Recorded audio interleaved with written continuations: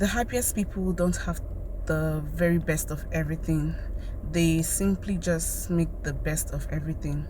My stance is this: I was not who I was last year, and that gives me so much peace.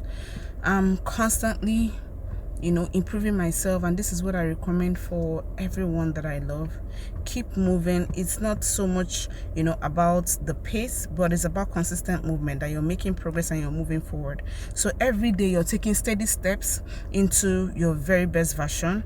I recall one of the several phases in my trying years when I finally conceived. My doctor was first shocked that I was able to conceive, and because the medical conditions were not perfect, according to his books, he was not convinced that for me or my unborn child that he may be a 50-50 chance. So, well, the reason I knew that information was incorrect is because I knew that I had made some intense changes. So I knew that my body had been given the tools to keep a child to term. And a lot of times we get so engrossed in the process that we fail to set a gaze at the outcome. And I often ask people, what exactly are you expecting?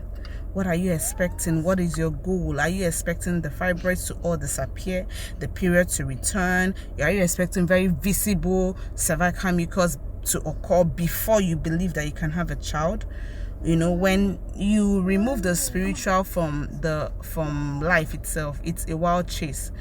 So today, no matter what your diagnosis may have been, remember that you are you are in this thing with someone that owns time. You can never run out of time, because God's got you. You are in this thing with the person that owns time, and he created your body so he can make your body conceive and carry to term, even with all the imperfections, with the doctor's diagnosis. Yes, faith without works is dead. Yeah. So, and you must play your role health-wise, because he gave you that body as a gift of trust.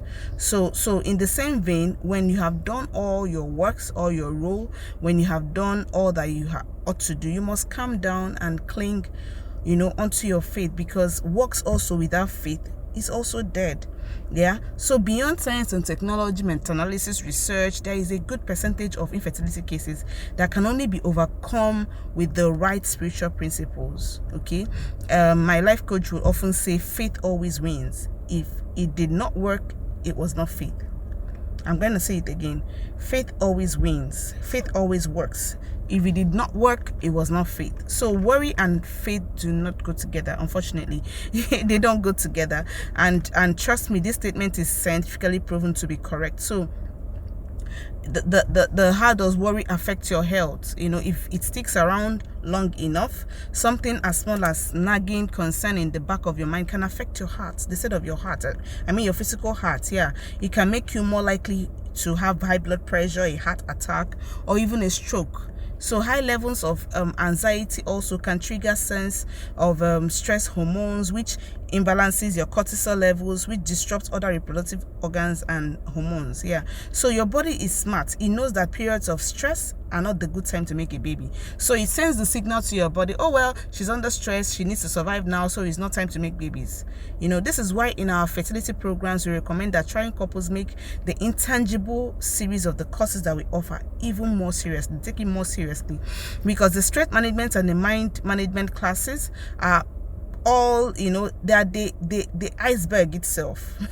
They are the iceberg, they're the cocoa, like they will say, because it's, if you take all the supplements in the world and you don't see and say that you're birthing a healthy baby, then it just may never happen, because the spiritual controls the physical. Do you talk like a pregnant woman? Do you work like a pregnant woman? Do you affirm like a pregnant woman? Or do you talk infertile? In our classes, our fertility coaching programs, we give attention to this, the vision board, the right fertile affirmations. This is what keeps the right picture, before you, because this is how the couples that implement this, conceive against doctor's reports. You hear them say, the doctor said this, but I gave birth to, against doctor's report. Why? Because of this principle. miracles. Even with the fibroid growths, even with the missing menses, they still give birth. They still conceive and carry a child to term. And this is why we don't just sell drugs, you know, on the supplement or supplements. You can't just come and we'll give you drugs in our So Precious birth fertility methodology. It's a program. And like I often say, a program got you to where you are, and a program will get you out of there. So my message to you today is to keep the right picture ahead of you. Set your gaze on your goal, not the process really.